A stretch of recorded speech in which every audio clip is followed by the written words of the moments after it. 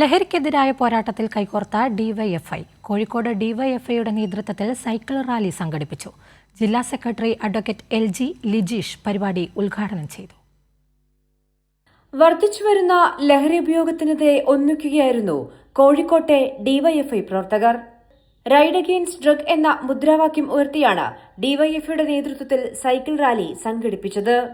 DYFI Kozhikode ജില്ലാ സമ്മേളനത്തിന്റെ ഭാഗമായാണ് ഡിവൈഎഫ്ഐ ടൗൺ ബ്ലോക്ക് കമ്മിറ്റിയുടെ നേതൃത്വത്തിൽ സൈക്കിൾ റാലി സംഘടിപ്പിച്ചത്.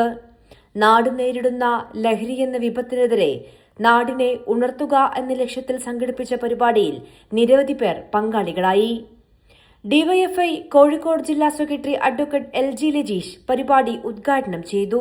വീടുകൾ ഉൾപ്പെടെ കയറി ഇതിനെതിരായുള്ള ബോധവൽക്കരണം ഡിവൈഎഫ്ഐ കഴിഞ്ഞ കാലങ്ങളിൽ നടത്തിവരികയാണ്. അതുപോലെ കച്ചവട സ്ഥാപനങ്ങൾ, മറ്റ് ഇടങ്ങൾ, ആളുകൾ കൂടുന്ന ഇടങ്ങൾ, ഇതുപോലുള്ള ബീച്ചുകൾ, അതുപോലുള്ള കേന്ദ്രങ്ങളിലെല്ലാം ഡിവൈഎഫ്ഐ നേതൃത്വത്തിലുള്ള ബോധവൽക്കരണ പ്രവർത്തനങ്ങളും ഇടപെടലുമെല്ലാം ഞങ്ങൾ നടത്തുകയാണ്.